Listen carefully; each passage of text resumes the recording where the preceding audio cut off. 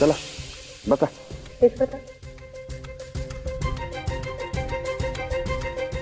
तुला माहितीये तुझ्याकडे फक्त माईसाहेबांची रेप्युटेशन किंवा त्यांचा पैसा नाही आहे.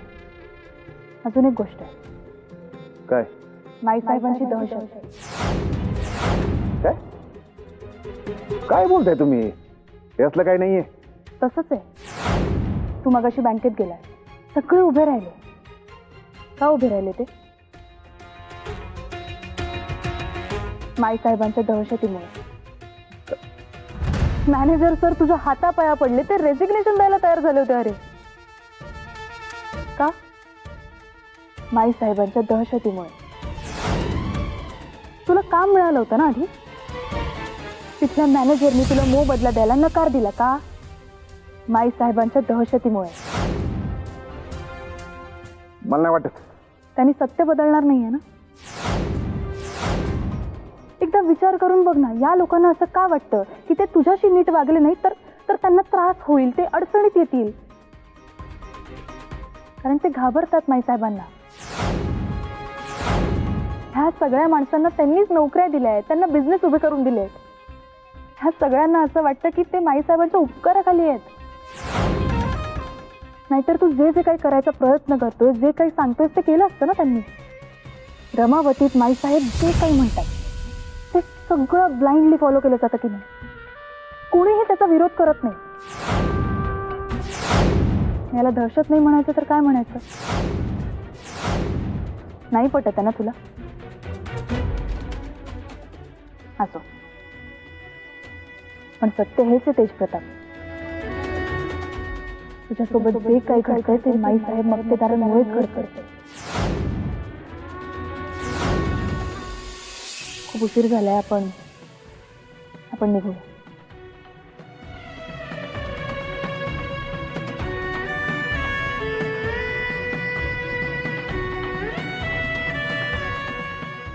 आणि एक शेवटचं,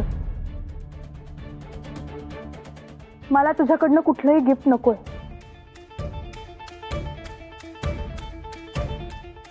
नाही, मला माहिती आहे तुझी खूप इच्छा आहे, पण त्या गिफ्टसाठी जर इतका आटापिटा करणार असेल ना तर खरंच मला कुठलंही गिफ्ट देऊ नकोय. अहो प्लीज हे सगळं थांबव.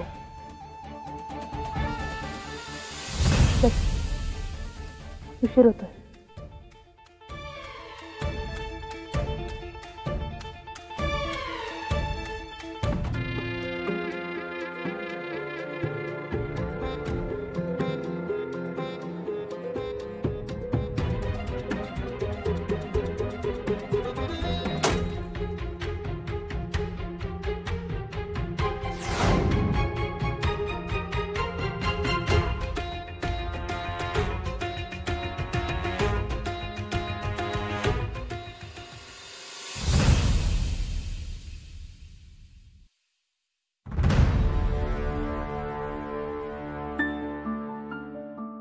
एकीकडे तो एजंट धनाजी आणि दुसरीकडे शलाकाताई. काय करायचं तेच कळत नाहीये. या जमिनीच्या प्रकरणावर काहीतरी तोडगा काढला पाहिजे. ऐन निवडणुकीच्या वेळेस बरोबर पेचात आणलंय या लोकांनी आपल्याला. पेचात आणलंय खरं, पण इसरतायत ते. ज्याला पेचात धरू पाहताय त्यो अजगर आहे. बेटोळे घालून घालून नसाळून टाकले.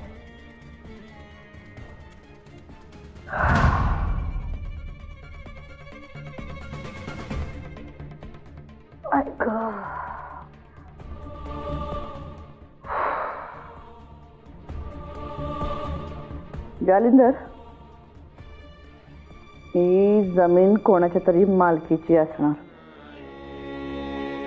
पण सरकारी जमीन तर असूच शकत नाही, हे मात्र नक्की. सरकारी नाहीये, कोणाची तरी प्रायव्हेटच आहे. सरकारी जर असती तर जमिनीचा व्यवहार करणारा एजंट धनाजी तिकडे फिरकलाच नसता.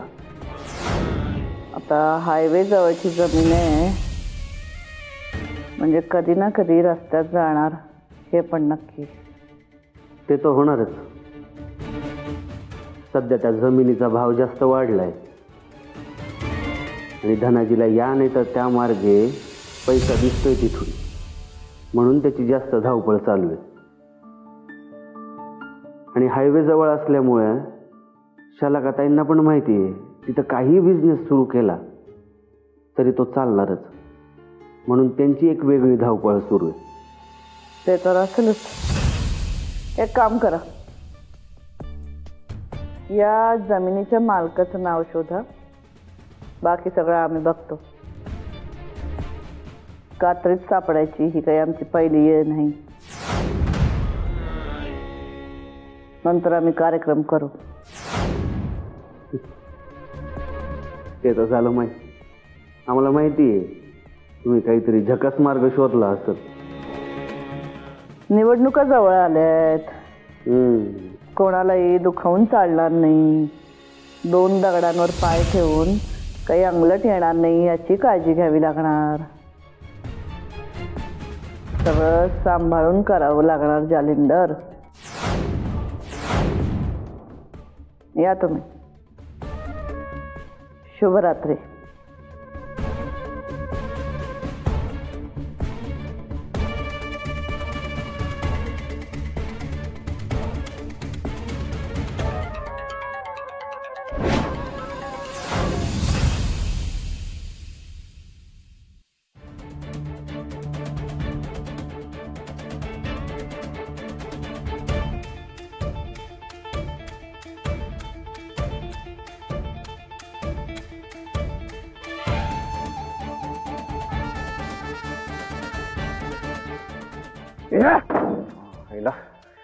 सगळीकडनं नकार नकार नकार. काय करावं तेच कळना झालंय मला. डोकंच चालना झालंय माझं. या थंडर पण गावाला जाऊन बसलाय. कधी येणार काय माहिती. फोन करून बघतो. लागला तर लागला, नाही तर संपलंच.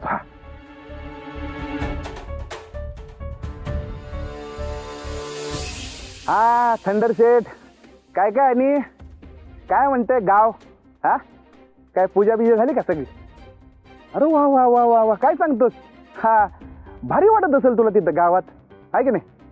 वा वा, चांगले चांगले चांगले.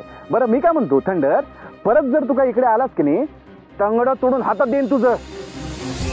असं काय म्हणतोस? असं काय म्हणतोस म्हणजे? गेलास तो गेलास, तुला मागच्या लोकांची आठवण नाहीत का रे? हा ए चल चल, काहीतरी फंट्या मारू नको. चल का बस. थंडर तुझी इकडे गरज आहे, तू तिकडे जाऊन बसतास होय? कसली काय कसली? अरे आपलं ते गिफ्टचं अर्धवट राहिलं ना थंडर. नाही तू काहीतरी फालतू सुचवतो, पण त्यातनं मला काहीतरी एक चांगली आयडिया मिळते ना, म्हणून म्हणलं